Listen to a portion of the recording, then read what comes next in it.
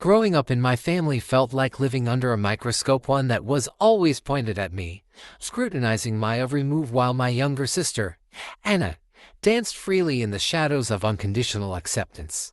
From as far back as I can remember, the dynamic was clear. Anna could do no wrong, and I was expected to be nothing short of perfect. It wasn't just an unspoken rule, it was etched into the very fabric of our household. My parents weren't cruel people, they simply had this warped sense of fairness that favored Anna in every possible way.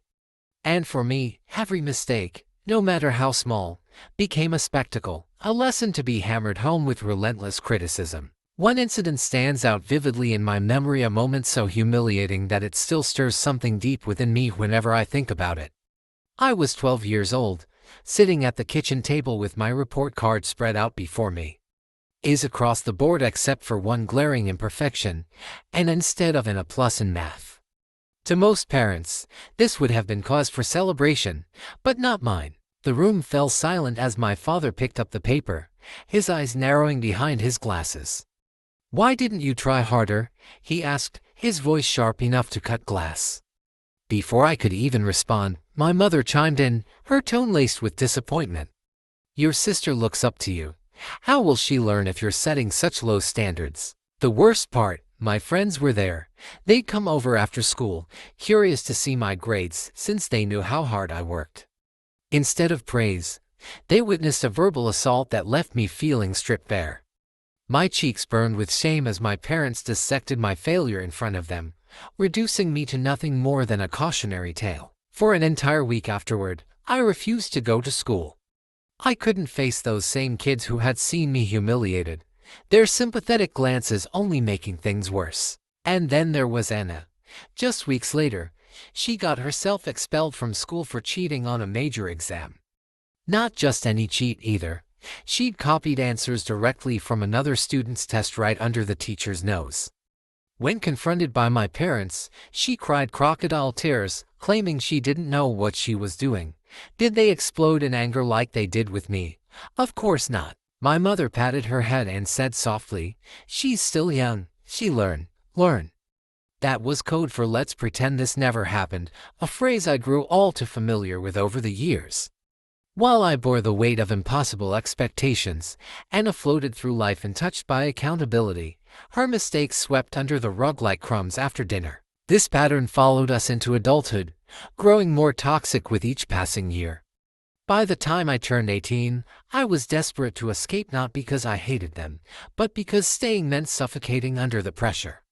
I moved out as soon as I could, determined to build a life where my worth wasn't measured by someone else's arbitrary standards. But even then, the shadow of my childhood lingered, haunting me in ways I couldn't fully articulate. Every success felt hollow, tainted by the fear that it would never be enough. Every setback carried the echo of my father's voice asking why I hadn't tried harder. Meanwhile, Anna stayed comfortably nestled under my parents' wing, bouncing from one failed endeavor to the next without consequence. Her failures were excused, her shortcomings dismissed, while mine were magnified until they consumed me. Looking back now, I realize how deeply ingrained this imbalance was. It wasn't just favoritism, it was a system designed to keep me tethered to their expectations, forever striving for approval I would never truly earn. And as much as I wanted to believe things might change as we grew older, the truth is, some wounds run too deep to heal. What started as subtle neglect blossomed into outright manipulation, culminating in a series of events that pushed me to my breaking point. But that's a story for another time. The storm that had been brewing in my family for decades finally reached its breaking point 6 months ago, when Anna's reckless behavior spiraled out of control. It wasn't just a matter of bad financial decisions anymore this time. Her actions put her life at risk. I'd always known Anna was prone to poor judgment, but nothing could have prepared me for the phone call that would change everything. My mom's voice trembled as she delivered the news. Anna had racked up $40,000 in debt, not from some legitimate loan or credit card mishap, but from borrowing money from underground lenders tied to organized crime. When my mom first called, it started with the usual sugarcoating, her overly sweet tone masking the chaos beneath. "How's work? Still liking your job?" she asked, pretending to care about something other than what she really wanted. But I knew better. This wasn't a casual check-in. This was a setup. And then came the bombshell. Anna's in trouble. Her voice cracked on the last word, and I felt my stomach drop. Trouble. That was an understatement. According to my mom, Anna hadn't just borrowed money, she'd borrowed it from people who didn't play by the rules. These weren't ordinary creditors. They were part of a dangerous underworld, and now they were threatening her. They said they'll hurt her if she doesn't pay, my mom choked out, her voice rising with panic. They'll kill her. Don't you understand? She's your sister. If something happens to her, it's on you. The accusation hit me like a punch to the gut. How could she even say that? I wasn't responsible for Anna's choices. Yet here we were again, the same toxic pattern repeating itself. Anna made a mess, and somehow, I was expected to clean it up. My mom's words echoed in my mind. Do you want her blood on your hands? I tried to stay calm, but my pulse raced as the reality sank in. Anna wasn't just dealing with late fees or collection agencies. She was entangled with criminals who wouldn't hesitate to follow through on their threats. My mom painted a grim picture, shadowy figures lurking outside Anna's apartment, ominous messages left on her phone, and warnings scrawled on her car windshield. She can't go anywhere without feeling like someone's watching her, my mom sobbed. You're her brother. You have to help her. But helping her meant bailing her out of a situation she had created herself, a situation so dire that it involved actual danger. Was I supposed to hand over $40,000 to save her from thugs? Did my parents honestly think I owed her that much? Every fiber of my being screamed no. I worked hard for every dollar earned, sacrificing weekends, vacations, and personal time to build a stable life. Why should I throw all of that away because Anna couldn't resist the lure of easy cash? Still, the guilt crept in. What if something happened to her? Could I live with myself knowing I hadn't done everything I could to protect her? My mom doubled down on the emotional manipulation, reminding me of all the times I'd stepped in before. Family helps family, she pleaded, her voice thick with desperation. That's what we do. We take care of each other, but this wasn't about taking care, it was about enabling. Every time I helped Anna, it only made things worse. She never learned, never grew, never took responsibility for her actions. And now, faced with the consequences of her recklessness, she expected me to swoop in and save her once again. As the conversation dragged on, my resolve hardened. I couldn't keep living my life as Anna's safety net. I told my mom firmly, I'm sorry, but I can't bail her out. She needs to face the consequences of her own choices. The line went silent for a moment, and then my mom exploded. You're abandoning your family. She shrieked. How can you be so selfish? She's your sister, her words stung, but I refused to back down. Hanging up the phone, I felt a mix of anger and dread. Had I made the right decision, or had I just signed Anna's death warrant? The theft attempt was both shocking and predictable, given Anna's track record of poor decisions. It all started when I received an alert from my bank about a suspicious login attempt on my account. At first, I thought it was just another phishing scam or some random hacker trying their luck. But as I dug deeper into the details provided by the bank, a chilling realization set in: this wasn't random. Someone had tried to access my savings using forged identification documents. The name on the fake ID, mine. The address, my parents' house. I immediately suspected Anna. She'd always been reckless, but this level of desperation was new territory even for her. When I called the bank to confirm, they couldn't give me much information beyond the fact that the fraudulent activity had originated from a device linked to my family's Wi-Fi network. That sealed it for me. There was no way anyone else would have access to that network except Anna or perhaps my parents, though I doubted they'd go this far directly. Still, the evidence pointed squarely at her. What made the situation worse was how calculated it seemed. Anna hadn't just stumbled upon my banking credentials, she must have planned this carefully. Maybe she thought I wouldn't notice right away, or maybe she believed the emotional manipulation she'd been pulling would soften the blow if she got caught. Either way, it felt like a betrayal unlike anything I'd experienced before. This wasn't just borrowing money without asking, it was outright theft, premeditated and cold-hearted. The moment I hung up on my mom after refusing to bail Anna out, I thought the worst was over. I told myself that saying no was the right decision, that it would finally force Anna to face the consequences of her actions. But I had underestimated just how far my family would go to manipulate me into submission.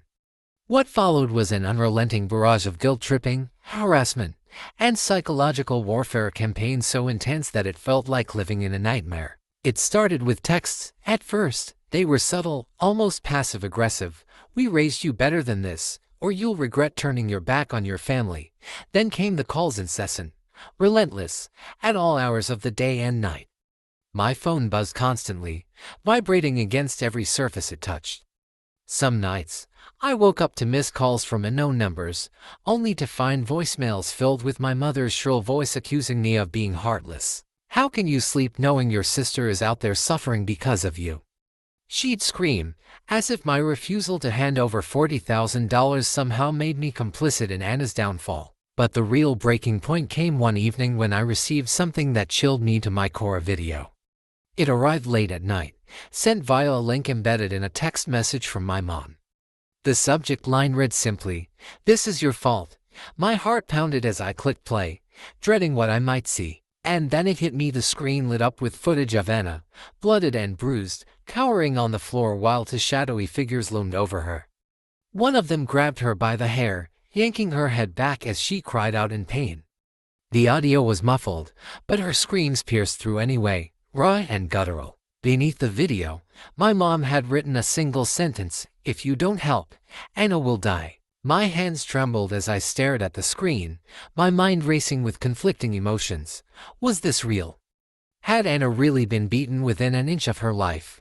Or was this some elaborate ploy designed to break me? Part of me wanted to believe it wasn't true. To think that my parents would stoop so low as to fabricate such a horrifying scenario seemed unthinkable. But another part of me knew better. This was exactly the kind of tactic they'd use: shock, fear, and guilt wrapped into one devastating package. I tried calling Anna immediately, but her phone went straight to voicemail. Panic began to creep in. What if it was real? What if those men had hurt her worse than the video showed? For a brief moment, doubt clouded my judgment. Maybe I was responsible. Maybe walking away wasn't the answer after all. But then logic kicked in. If Anna was truly in danger, why hadn't my parents called the police? Why were they relying on me instead of seeking actual help? Something about the situation didn't add up. Still, the image of Anna's battered face haunted me. I couldn't shake the feeling that no matter what choice I made, I'd lose. Helping her meant enabling her reckless behavior yet again, throwing good money after bad in a cycle that would never end. But refusing to help painted me as the villain in their twisted narrative, someone who valued money over family, who cared more about himself than his own flesh and blood. As the days dragged on, the pressure mounted. My dad joined the fray, sending terse messages that cut deeper than any lecture ever could. "Do the right thing," he wrote, as though morality were a black-and-white equation with only one solution. Meanwhile, Anna bombarded me with desperate pleas, each one more dramatic than the last. "I'm scared," she texted. "They're watching me everywhere I go. Please, I need your help." Her words dripped with desperation, but beneath them lay a familiar undertone of entitlement, as if she believed I owed her salvation simply because we shared DNA. And then there were the midnight calls. They became a regular occurrence, shattering the silence of my apartment like shards of glass. Sometimes it was my mom, sobbing hysterically and accusing me of abandoning my family. Other times, it was Anna, whispering threats disguised as pleas. "If anything happens to me, it's on you," she said during one particularly chilling call. Her voice was eerily calm, devoid of emotion, as though she were reciting lines from a script. It was manipulative, calculated, and utterly effective. By the end of the week, I was a wreck. Sleep eluded me. Food tasted like ash. Every notification on my phone sent a jolt of anxiety coursing through my body. I felt trapped, suffocated by the weight of their expectations. Yet even in my darkest moments, I clung to one truth: giving in wouldn't solve anything. It would only dig the hole deeper, pulling me further into their toxic web. So I held firm, ignoring their messages and blocking their numbers whenever they crossed a line. But deep down, I wondered how much longer I could endure the storm. The confrontation with Enel was inevitable. After discovering her attempt to steal from me, I couldn't let it slide not this time. My blood boiled as I drove to her apartment that evening, gripping the steering wheel so tightly my knuckles turned white. I hadn't called ahead.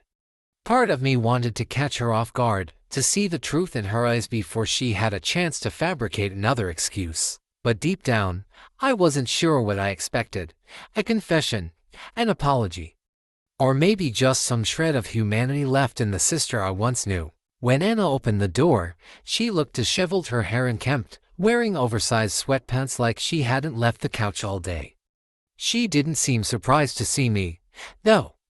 It was almost as if she'd been waiting for this moment, bracing herself for the storm she knew would come. "What are you doing here?" she asked casually, leaning against the doorframe as if this were nothing more than a routine visit. I didn't bother easing into it. Holding up my phone with the bank alert still visible on the screen, I demanded, "Did you try to steal from me?" My voice echoed through the hallway, louder than I intended, but I couldn't contain my anger. For a split second, her face froze. I thought maybe, just maybe, she'd deny it, give me some reason to believe she wasn't capable of such betrayal. But instead, she rolled her eyes, exasperated, and said, "Oh, come on. You weren't going to help me, so what choice did I have?" "What choice?" I repeated incredulously, staring at her like she'd lost her mind. "You tried to steal from me because I wouldn't bail you out of your own mess. That's not just wrong, and that's illegal." She shrugged, actually shrugged, as if we were talking about borrowing a sweater or forgetting to return a book.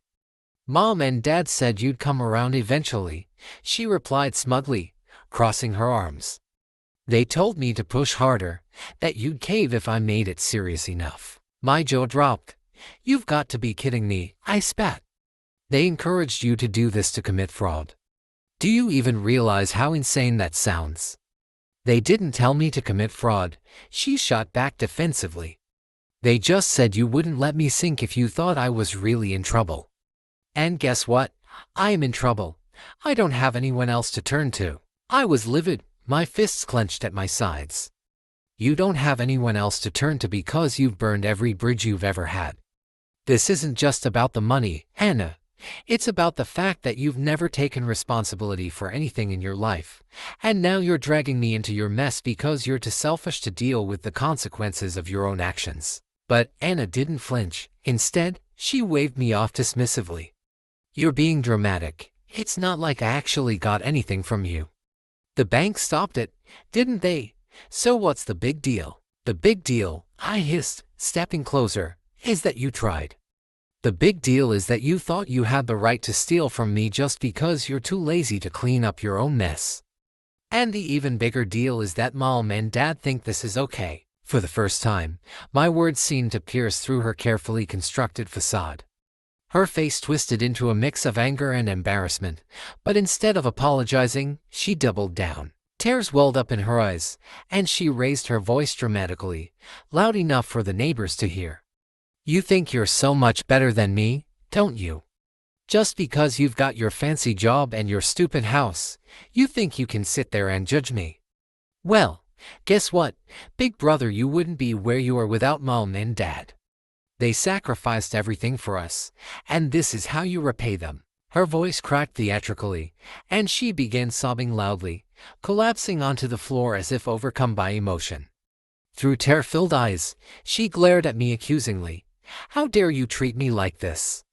I'm your sister. Family means nothing to you." The scene was surreal. Here I was, standing in her dingy apartment, trying to confront her about theft and manipulation, and somehow I was the villain. Neighbors started peeking out of their doors, drawn by the commotion. One elderly woman even approached cautiously, asking if everything was all right. Anna seized the opportunity, turning to her with red-rimmed eyes. "He won't help me," she cried, pointing at me. "He's abandoning me when I need him most." I stood there, stunned, as the neighbor gave me a disapproving look before retreating back inside. Anna smirked faintly, clearly pleased with herself, but I refused to play her game any longer. "This ends now," I said firmly, stepping toward the door. "I'm done with you, Anna. Done with Mom and Dad. Done with this entire toxic family dynamic. Ruin your life if you want, but you're not taking me down with you." Just when I thought the chaos couldn't escalate any further, my parents proved me wrong in the most dramatic way possible. One evening, as I was settling into what I hoped would be a quiet night at home, there was an insistent pounding on my front door. At first, I assumed it was another one of Anna's guilt trips or perhaps some random solicitor. But when I opened the door, my stomach dropped. Standing on my porch wasn't just my parents, it was an entire entourage of relatives, cousins, aunts, and uncles I hadn't seen in years. The sight alone sent a chill down my spine. This wasn't a casual visit. This was an ambush. My mother stormed past me without so much as a greeting, her face flushed with anger and her eyes blazing like she'd been waiting all day to unleash her fury. My father followed close behind, his expression unreadable but clearly there to back her up. Behind them trailed a group of family members, their faces a mix of curiosity and thinly veiled judgment. It felt surreal, like I had stepped into some twisted courtroom drama where everyone had already decided my verdict before hearing my side of the story. "We need to talk," my mom declared, her voice sharp enough to cut glass. She didn't wait for an invitation. Instead, she marched straight into my living room, gesturing for the others to follow. Within moments, my small apartment was filled with people who had no business being there, yet here they were, ready to gang up on me over something that wasn't even my fault. "This has gone too far," she continued, pacing back and forth like a prosecutor delivering closing arguments. "How dare you abandon your own sister? How dare you turn your back on this family?" Her words echoed through the room, amplified by the stunned silence of the crowd. No one spoke, but their stares burned holes into me, each pair of eyes accusing me of some unforgivable crime. I tried to stay calm, crossing my arms and standing firm despite the rising tension. "We've already talked about this," I said evenly, though my heart was racing. "Anna made her choices, and I'm not responsible for bailing her out." But my response only fueled their outrage. My mom's voice rose to a shriek. "Responsible? You're her brother. Family means everything. And you're throwing it away like trash." Then came the theatrics, the moment I should have anticipated but still caught me off guard. With a gasp, she clutched her chest and collapsed onto the couch, her body limp and unresponsive. For a split second, panic gripped me. Was she okay? Had something actually happened? Before I could react, my aunt rushed to her side, fanning her face and shouting, "Call an ambulance." Meanwhile, my dad glared at me, his jaw clenched. "Look what you've done," he muttered under his breath, loud enough for everyone to hear. The room erupted into whispers, the weight of their collective disapproval pressing down on me like a suffocating blanket. A few minutes later, my mom stirred, groaning softly as if waking from a faint. When she finally opened her eyes, they locked onto mine with a piercing intensity. "Do you really want to kill your own mother?" she whispered hoarsely, her voice trembling with manufactured emotion. "Is this how you repay us for everything we've done for you?" The accusation hit me like a punch to the gut. Everyone in the room seemed to lean forward, eager to see how I'd respond. Some looked sympathetic toward my mom, while others shot me accusatory glances, silently siding with her. It was maddening, this elaborate performance designed to make me feel like the villain, the ungrateful son who cared more about money than family. "I didn't do anything wrong," I said firmly, though my voice wavered slightly. "You can't guilt-trip me into fixing Anna's problems. She needs to take responsibility for herself." But my words fell on deaf ears. My mom burst into tears, sobbing uncontrollably as if I had personally shattered her world. My dad chimed in, his tone icy. "If something happens to her because of you, don't expect us to forgive you." The threat hung heavy in the air, a reminder that they weren't going to let this go anytime soon. By the time they left, I was emotionally drained, my head spinning from the onslaught of accusations and manipulations. What started as a private disagreement had spiraled into a public spectacle, leaving me feeling isolated and misunderstood. Yet deep down, I knew I hadn't done anything wrong.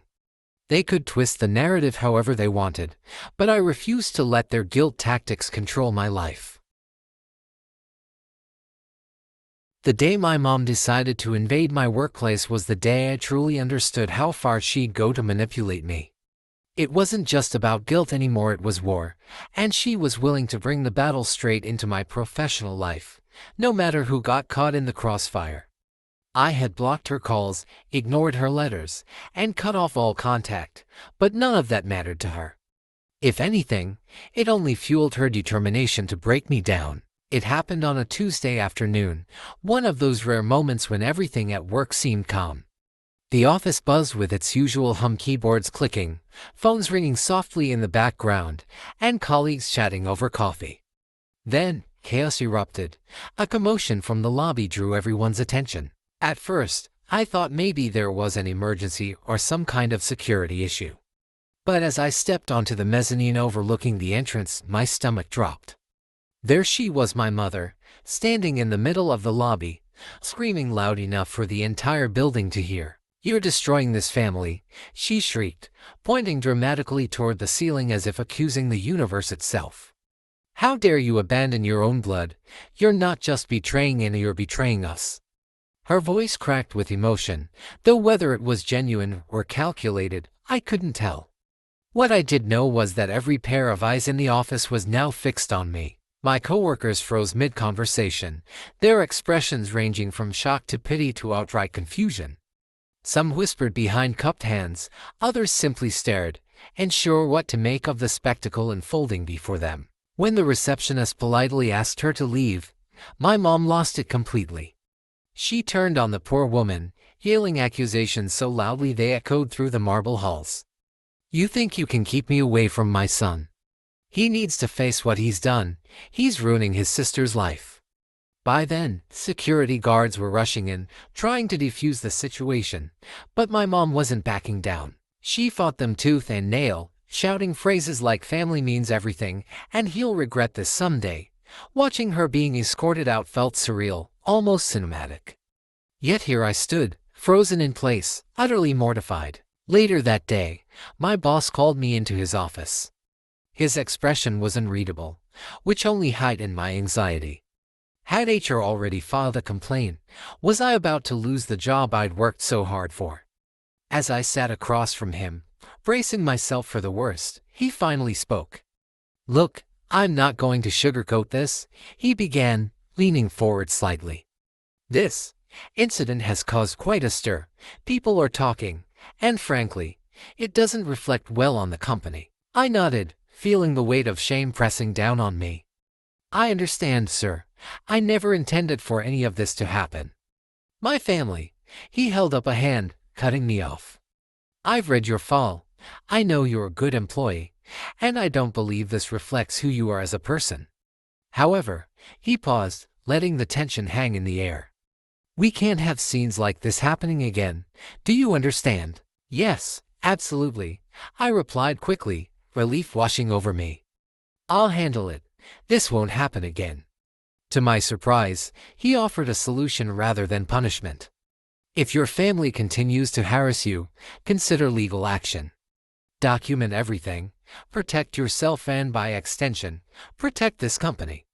We need stability here." With that, the meeting ended, and I walked out of his office feeling both grateful and shaken. That night, I contacted a family law attorney. Together, we drafted a cease and desist letter, sending it to my parents, Anna, and even their lawyer. It was clear any further attempts to contact me would result in legal consequences. Surprisingly, it worked. The calls stopped, the letters ceased, and for the first time in months, I felt a glimmer of peace. After months of relentless harassment, emotional manipulation, and outright threats, I reached my breaking point.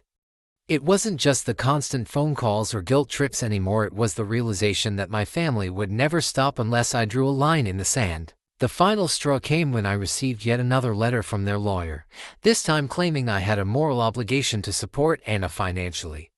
Moral obligation, the audacity of it made my blood boil. This wasn't about morality, it was about control, plain and simple. I knew then that I needed professional help, not the kind my family offered or demanded, but legal assistance. That night, I contacted a family law attorney, someone recommended by a colleague who specialized in toxic family disputes. When we met, I laid everything out: the debt, the theft attempt, the ceaseless guilt-tripping, and even my mother's dramatic appearance at my workplace. She listened intently, her expression shifting between disbelief and quiet anger on my behalf. After asking a few pointed questions, she nodded firmly. "You need to send them a message they can't ignore," she said. "A cease and desist letter." The next day, we drafted the letter together. It was clear, concise, and left no room for misinterpretation. It stated that any further attempts to contact me, whether through calls, texts, emails, or even third parties, would result in immediate legal action. No more games, no more excuses. I wanted it to be crystal clear. I was done playing their victim. When the letters went out, I felt a strange mix of relief and anxiety. Relief because I had finally taken a stand, and anxiety because I didn't know how far they'd go to retaliate. My fears weren't unfounded. Within days, my inbox was flooded with responses, not apologies, but more accusations and thinly veiled threats. One email from my mom stood out, its tone dripping with venom. "If you cut us off now, don't expect to inherit anything. You'll regret this decision for the rest of your life." Her words stung, not because I cared about the inheritance, but because they revealed the depth of her selfishness. To her, family loyalty wasn't about love or connection, it was transactional. If I refused to give them what they wanted, I was worthless to them. But instead of weakening my resolve, her threat only strengthened it. Did she really think dangling money over my head would make me cave? After everything I'd endured, after all the years of being treated as nothing more than a safety net for Anna's failures, I wasn't going back. My dad chimed in too, his response colder and more calculated. In a formal-looking letter, he wrote, "Family means sacrifice. By refusing to help Anna, you're turning your back on everything we've taught you. Don't come crying to us when you realize what you've lost." His words were meant to wound, to plant seeds of doubt in my mind. But I saw through the facade. Their so-called teachings were nothing more than tools of manipulation designed to keep me tethered to their chaos. Even Anna joined the chorus, sending a desperate text that read, "I thought you loved me. Guess I was wrong. Enjoy your lonely life." Her attempt at guilt-tripping fell flat. I blocked her number without hesitation, just as I had done with everyone else. Each block felt like shedding a layer of toxicity, freeing myself from their grip piece by piece. Despite their protests, something remarkable happened. The harassment began to taper off. Whether it was fear of legal repercussions or sheer exhaustion, they finally backed down, at least temporarily. For the first time in months, my phone stayed silent. The absence of their voices was surreal, almost unsettling, but also liberating. I could breathe again, think clearly, and focus on rebuilding my life without their shadow looming over me. 6 months after severing ties with my family, the dust began to settle, but not without its share of lingering consequences. Anna, predictably, had hit rock bottom. Unable to keep up with rent payments, she was evicted from her apartment and forced to couch surf between acquaintances who barely tolerated her presence. I heard through mutual friends that she'd taken on odd jobs waitressing at dingy diners, cleaning offices late into the night, even selling off whatever valuables she hadn't pawned already. It was a far cry from the entitled lifestyle she once clung to, and while part of me felt a flicker of pity, I reminded myself that this was the life she had chosen.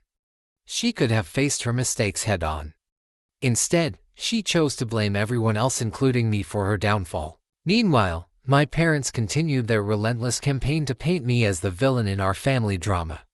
They told anyone who would listen how heartless I was for abandoning Anna when she needed me most. At first, some relatives bought into their narrative, shaking their heads in disapproval and muttering about family loyalty. But over time, cracks began to show in their story. People started noticing inconsistencies. Why hadn't Anna been held accountable for her actions? Why were my parents enabling her behavior rather than encouraging her to grow up and take responsibility? Slowly but surely, whispers of doubt spread among those closest to us. Even distant cousins who initially sided with them began questioning whether they were being manipulated by yet another guilt trip. For me, the aftermath wasn't easy. Cutting off my family meant losing more than just Anna and my parents. It also meant distancing myself from certain relatives who refused to see beyond the skewed version of events. Some stopped speaking to me altogether, accusing me of being cold-hearted or selfish. The isolation stung, especially during holidays and family gatherings where I used to feel obligated to attend. Empty chairs at dinner tables became glaring reminders of what I'd lost or perhaps what I'd finally escaped. Yet amidst the loneliness, something unexpected happened. I found solace in new relationships. I reconnected with old friends I hadn't spoken to in years, people who genuinely cared about my well-being without expecting anything in return. One friend introduced me to a group of colleagues outside work, and for the first time, I experienced what it felt like to be surrounded by individuals who respected boundaries and valued honesty. There was no hidden agenda, no emotional manipulation, just genuine connection. These newfound friendships gave me strength when I needed it most, reminding me why I made the decision to cut ties in the first place. Perhaps the most surprising development came when I started dating someone, a kind, understanding person who listened patiently as I unpacked the chaos of my past. For so long, I'd carried the weight of my family's toxicity alone, afraid to let anyone get too close. But now, sharing my story didn't feel like a burden, it felt liberating. My partner reassured me that setting boundaries wasn't cruel, it was necessary for my survival. Their support helped me embrace the peace I'd fought so hard to achieve. Looking back, I realized that cutting off my family wasn't just an act of self-preservation, it was a rebirth. Yes, there were moments of doubt and pain, but they paled in comparison to the freedom I felt now. Anna might still be struggling, and my parents might still try to tarnish my name, but none of it mattered anymore. I had chosen myself, and in doing so, I had reclaimed my life. Cutting ties with my family wasn't just a decision, it was an act of survival, one that came after years of enduring emotional manipulation, guilt-tripping, and outright exploitation. Looking back, I realize how deeply ingrained their toxicity had become in my life. For so long, I believed the lie that blood equaled obligation, that being part of a family meant sacrificing my peace, my happiness, and even my dignity for people who didn't value me beyond what I could provide. But when Anna tried to steal from me, when my parents threatened lawsuits and staged public spectacles to shame me into submission, something inside me snapped. It was as if all the years of pent-up frustration, resentment, and self-doubt finally boiled over, forcing me to confront a truth I'd been avoiding. Sometimes, family isn't a source of love or support, it's a cage. The hardest part wasn't the initial fallout, it was the loneliness that followed. In those first few weeks, I found myself questioning everything. Was I too harsh? Could I have handled things differently? The guilt they planted in me ran deep, whispering lies like you're abandoning them, or this is your fault. But then I remembered the cease and desist letter, the endless harassment, the way they twisted every word to paint me as the villain. They weren't fighting for family, they were fighting to maintain control, and I refused to be their pawn anymore. What truly changed my perspective was realizing that boundaries aren't cruel, they're necessary. Growing up, I thought setting limits made me selfish and grateful, or unworthy of love. But now, I see it for what it really is, an act of self-respect. Cutting off my family didn't mean I hated them, it meant I loved myself enough to say no to their chaos. It meant reclaiming my power, my voice, and my life.